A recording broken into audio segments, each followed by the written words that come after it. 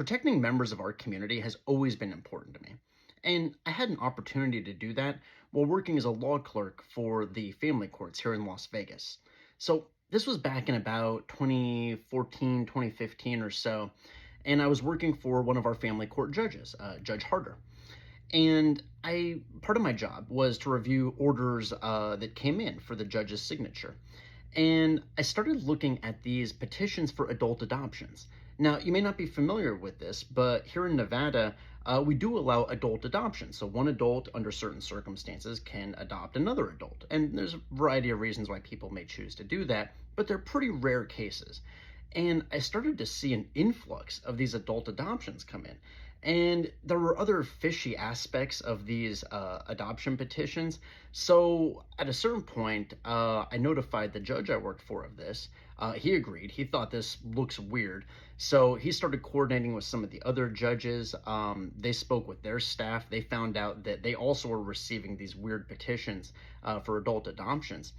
It turns out that there was this guy who was just a career criminal, but he hooked up with a Las Vegas attorney to start this adult adoption company that made these fraudulent promises to members of our immigrant community that if thousands of dollars were paid to this scam company, that they would accomplish an adult adoption by a U.S. citizen, and that this somehow would allow the person being adopted to gain U.S. citizenship. And that is not at all how the naturalization process occurs.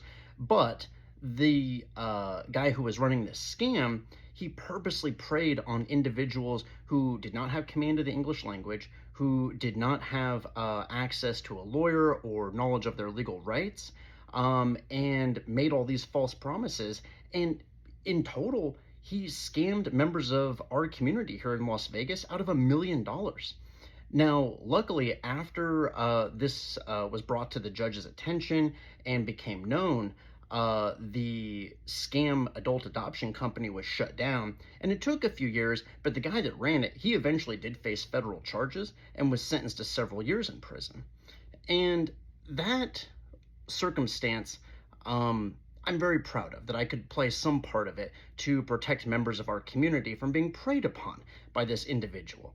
And that is what I aim to do in the Nevada Assembly. And that's a big part of why I'm running, is we have these powerful corporate interests and powerful special interests and this billionaire class that is preying on us, that is preying on our community. They are rigging the system in their favor at our expense, and that has to stop.